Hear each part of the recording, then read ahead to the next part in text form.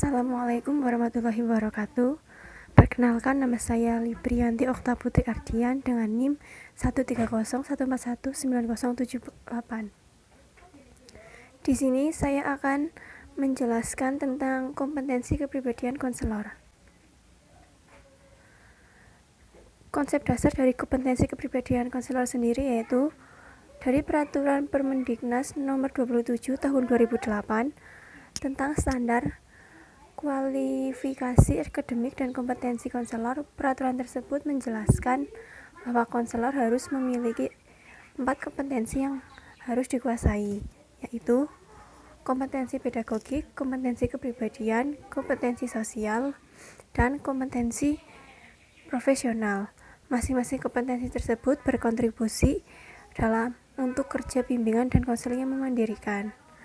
Kompetensi konselor yang paling utama ialah kompetensi kepribadian, karena konselor sebagai pribadi harus mampu menampilkan kualitas pribadinya secara utuh, dinamik, kreatif, berarti mampu membangun hubungan antar pribadi yang unik sehingga menjadi mutu penggerak keberhasilan layanan bimbingan dan konseling.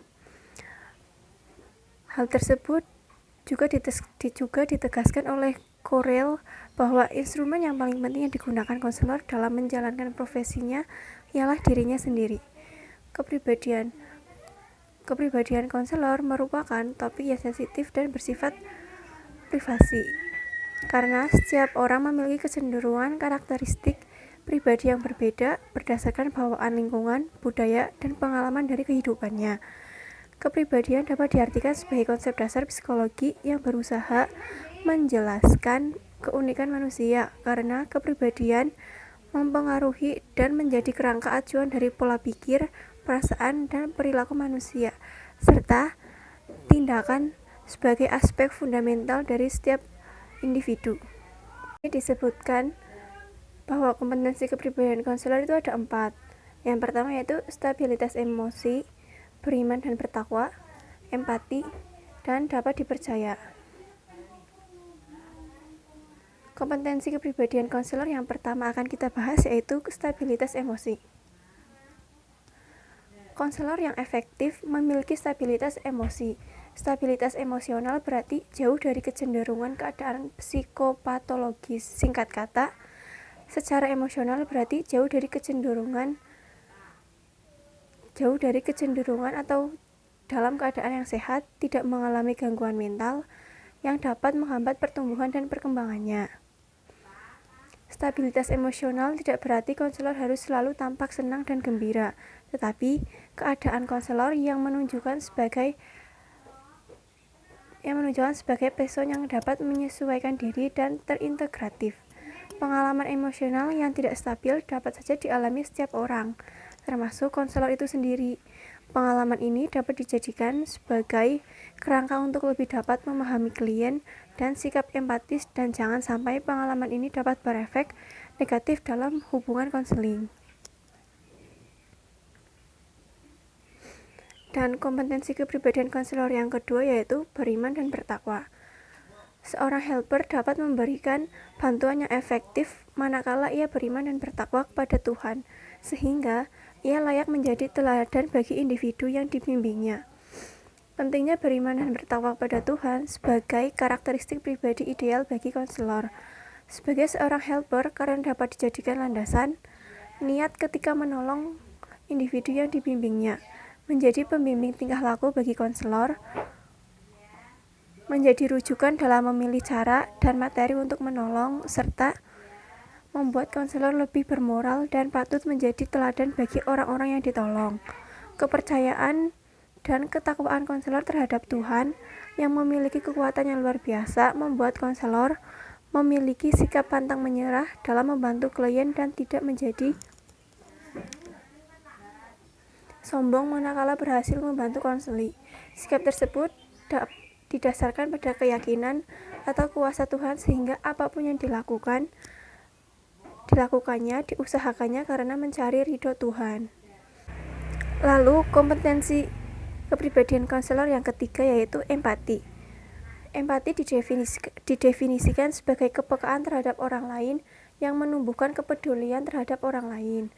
terutama individu yang berada dalam kesulitan, kesusahan, penderitaan, atau yang membutuhkan pertolongan dan perhatian. Menurut Morris, dalam bukunya Sutoyo, mendeskripsikan bahwa empati bukan hanya terletak pada bagaimana mengenali emosi orang lain, melainkan tahu bagaimana menempatkan diri pada posisi orang tersebut serta dapat memberikan tanggapan emosional yang tepat. Empati inilah yang menjadi salah satu senjata andalan konselor dalam memahami konseli yang dilayaninya. Karena dengan empati, konselor dapat lebih bijak dalam menilai atau memutuskan sesuatu terkait orang lain. Terdapat beberapa karakteristik empati yang dikemukakan oleh Goleman dalam buku Sutoyo 2016 halaman 90. Di antaranya yaitu 1. Mampu menerima sudut pandang orang lain. Kemampuan individu dalam memahami dan menerima sudut pandang orang lain dan pemahaman terhadap perasaan orang lain dipengaruhi oleh perkembangan kognitif. Keakuratan dan ketepatan dalam memahami perasaan dan menerima sudut pandang orang lain akan bermuara pada pemberian perlakuan dengan cara yang tepat kepada orang lain. Yang kedua, memiliki kepekaan terhadap perasaan orang lain. Kepekaan terhadap emosi orang lain dapat diasah dan akan muncul secara spontan manakala ada stimulus dengan membiasakan diri mengidentifikasi perasaan-perasaan orang lain. Dan peka terhadap hadirnya emosi orang lain melalui pesan nonverbal yang ditampakkan seperti nada bicara, gerak-gerik, dan ekspresi wajah. Yang ketiga yaitu mampu mendengarkan orang lain. Mendengarkan merupakan pekerjaan yang sulit. Karena selain memahami maksud yang disampaikan orang lain, terkadang individu yang tidak sabar dan terburu-buru dalam memberikan respon. Jika individu hendak mempertajam kemampuan empati yang dimiliki, maka ia perlu memiliki sikap mau mendengar dan memberikan pemahaman yang lebih baik terhadap orang lain, sehingga mampu membangkitkan penerimaan terhadap perbedaan yang muncul. Kemampuan empati ini mampu membantu konselor untuk berusaha memotivasi diri dalam upaya membantu orang lain, membantu memahami makna kehidupan, mengurangi sifat egois dan sombong sebagai kunci keberhasilan dalam bersosialisasi dan bergaul. Mengembangkan kemampuan kontrol diri dan evaluasi, serta mampu melihat permasalahan dengan lebih jernih dan menempatkan objektivitas dalam memecahkan masalah. Ketajaman kemampuan empati individu tidak dipengaruhi oleh faktor tunggal, melainkan faktor kompleks seperti pengalaman dan kehidupan sehari-hari, keluarga, sekolah, media cetak dan elektronik, dan kemampuan dalam membaca pesan non-verbal. Dan pada kompetensi kepribadian konselor yang terakhir yaitu dapat dipercaya. Dapat dipercaya atau amanah dapat diartikan sebagai menyampaikan sesuatu hal kepada yang berhak tanpa menambah atau mengurangi sesuatu yang dititipkan, baik merupakan materi ataupun informasi. Seorang konselor perlu memiliki sikap amanah karena konselor menolong konseli dengan lisannya dan atau dengan kata-katanya. Jika apa yang keluar dari lisannya tidak benar, maka itu berarti ia telah menjerumuskan konseli. Berdasarkan hal tersebut, maka konselor hendaknya berusaha untuk amanah, dan agar ia bisa amanah, maka ia perlu merujuk pada rujukan yang benar. Konselor yang amanah akan menjadi terhormat dan dihargai oleh individu yang dilayani. Ia mampu menjaga rahasia manakala sudah diamanahi oleh konseli untuk membeberkan informasi atau masalah yang dihadapi konseli tersebut. Lalu pada slide terakhir yaitu akan membahas tentang cara mengembangkan pribadi konselor. Pada step pertama yaitu selaku konselor profesional harus memiliki kesadaran dalam melakukan pekerjaan dengan menampilkan keutuhan pribadi seorang konselor. Seorang konselor dalam menjalankan tugasnya harus dalam keadaan sadar dan menampilkan kepribadian yang sesuai dengan keprofesionalitasnya.